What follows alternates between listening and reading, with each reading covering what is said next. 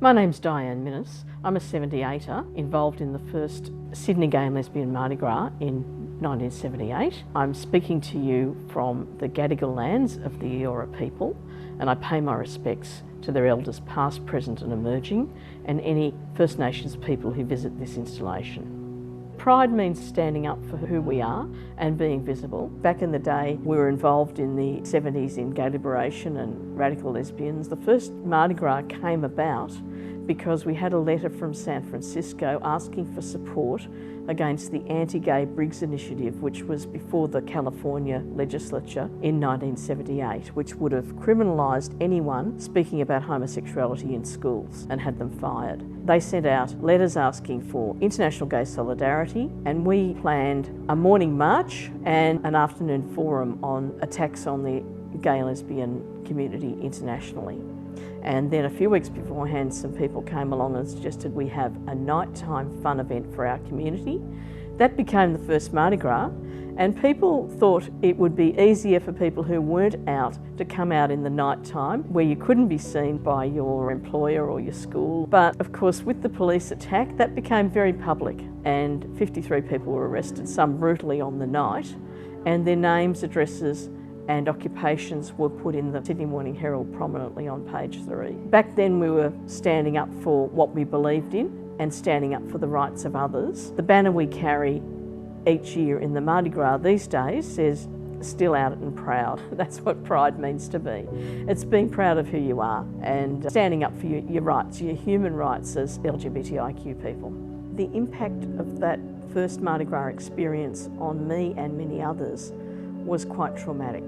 What it did lead to was an upsurge of activism, because we had lots and lots of people come out for the Drop the Charges campaign that followed. We had a very big demonstration on the 15th of July 1978 about Drop the Charges, and that had 2,000 people, which was the biggest gay demo to that date.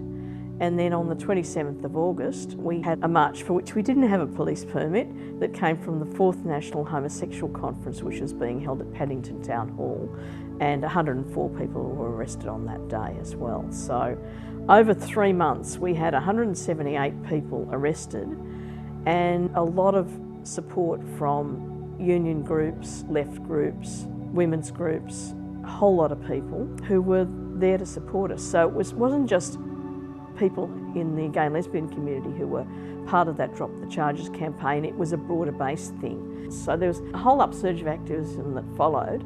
We started to get apologies from the police and from the Sydney Morning Herald in 2016, 2017, and from the New South Wales Parliament as well. In lots of ways that stands out as another highlight. There is still work to be done. There are still young queer kids suiciding because they're bullied. I mean, that still happens. The recent religious discrimination acts that were put forward are not about protecting religious freedom. It's about putting a very hardline version of one religion, pushing it down people's throats, and it was explicitly anti-LGBTIQ and very specifically anti-trans. And if you attack one part of our LGBTIQ plus alphabet, you attack us all. Love has no discrimination.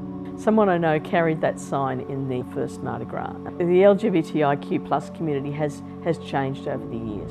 We're much more inclusive of trans and non-binary people than we knew about back in the day, and I think we've got to be a united community, but also reach out to our allies. I mean, that's what we did in 1978. We worked with them on campaigns, and we need to do that to support people going forward. But this year marks the 50th anniversary of the first Gay Pride Week in Australia, so it is really, really important to stand up and support LGBTIQ rights, and to also be aware, as I said, of our brothers and sisters in Pacific nations where it is still criminalised, parts of Africa where it's a shocking situation for LGBTIQ people, a whole lot of things like that. It's not just us, it's international. It's always been international, and we have to look at it that way.